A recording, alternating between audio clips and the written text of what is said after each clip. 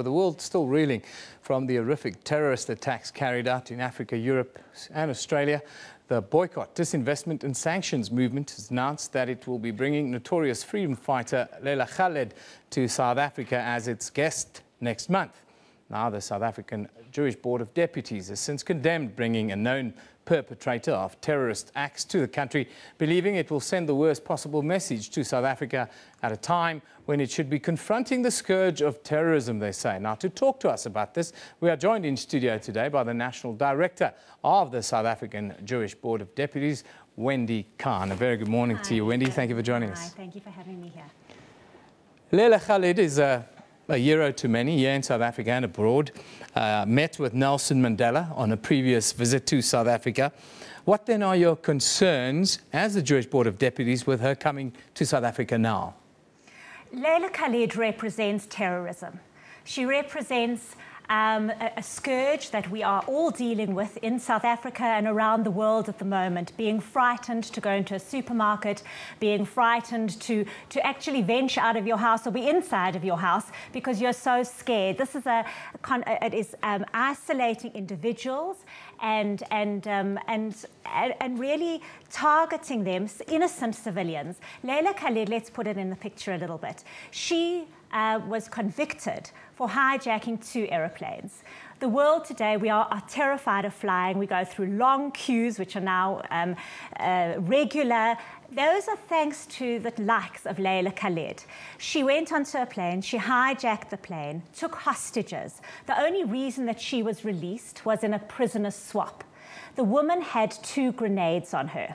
Although she's now being depicted as a woman who is really nice to her hostages and really a pleasant hijacker, I think we have to acknowledge she had 2 grenades on her person. She had actually pulled the pin out of one of the grenades. What do you make of this picture? I think Nelson Mandela met many people. He's met Betsy Verwoerd. That didn't mean that he endorsed her policies. Nelson Mandela was a man who met people from around the world, embraced them. I think that we have to be very wary. She represents an organization called the Popular Front for the Liberation of Palestine. This is an organization who has been involved in acts of terror for decades now. 2011, let's go recently, 2011, they were involved with going into a home in Israel and butchering a family of 5 people, decapitating a 3-month-old baby. Okay. I want to ask you this question. Yes, then. sure. You talk about babies being killed, families being killed. You talk about terrorism. You are in a state of war, not you, the state of Israel, with the people of Palestine. The state of Israel is in violation of international law when they attacked Gaza recently. You talk of terrorism, killing women indiscriminately. I spoke to relief organizations over the last few months, like Gift of the Givers in South Africa, who were there. They spoke about hospitals being bombed, schools being indiscriminately bombed, even ambulances being bombed, even aid workers being killed. Does that not equate to terrorism in your book? I think that we need to draw a distinction between war conditions. Rockets were coming into Israel at the time. There was retaliation. There was can I respond? There was a defense. Israel has a right to defend its borders. There are currently investigations into the Gaza war.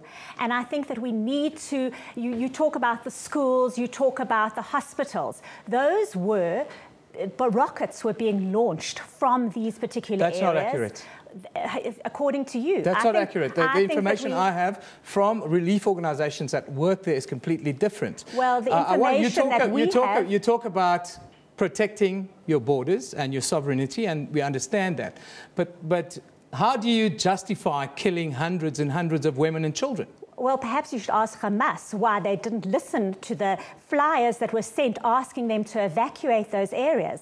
I think that is why the United Nations has instituted an inquiry now to investigate what is happening. And I think that we have to wait until the outcomes of that inquiry before we can make assertions like you have just made.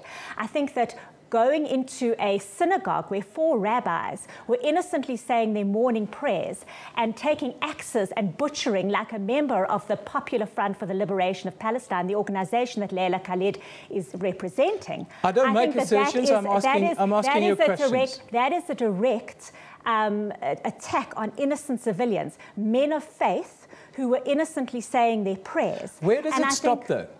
Where does it stop? Where does the killing on both sides, where does it stop? It stops at negotiation. It stops at people, the two parties, the Palestinians and the Israelis, sitting around a table and negotiating in the same way that South Africans negotiated. And I think a woman like Leila Khaled, who went on record in May 2014, just last year, saying she does not believe in negotiation. The Popular Front for the Liberation of Palestine does not believe in negotiation. They believe in violence. She made it very clear. There are many types of resistance, but I believe in violence. Let's talk about your role. That's what we are glorifying. By bringing a woman like this, the BDS organization is glorifying terrorism at a time when terrorism is threatening global democracy. Let's talk about your role as the Jewish Board of Deputies in South Africa. Do you represent the state of Israel? Definitely not. I represent South African Jews, but many South African Jews. In fact, I can say most South African Jews. And we've done studies which have shown most South African Jews have a deep relationship with Israel, be it historical, be it religious, many different connections to the state of Israel. And as a South African in a country where we have freedom of association, freedom of religion, we have a right to have that relationship. We're running out of time, unfortunately, but I want to ask you one more question. Would you, as the Jewish Board of Deputies, in your own guise, appear on this show at some point later in this week with a representative from BDS to have this exact discussion? Absolutely. As we've had on radio stations. Can we confirm it for Thursday Absolutely, then? Absolutely. Thank you very much, Wendy, for coming. I think it's not for me to take any positions. I simply have to ask you the questions that are relevant in this discussion. Thank you very much for joining us today. That's Wendy Kahn, who's the National Director of the South African Jewish Board of Deputies, and she says she'll be back on Thursday to speak along with BDS in a debate forum around this very sensitive topic. Now,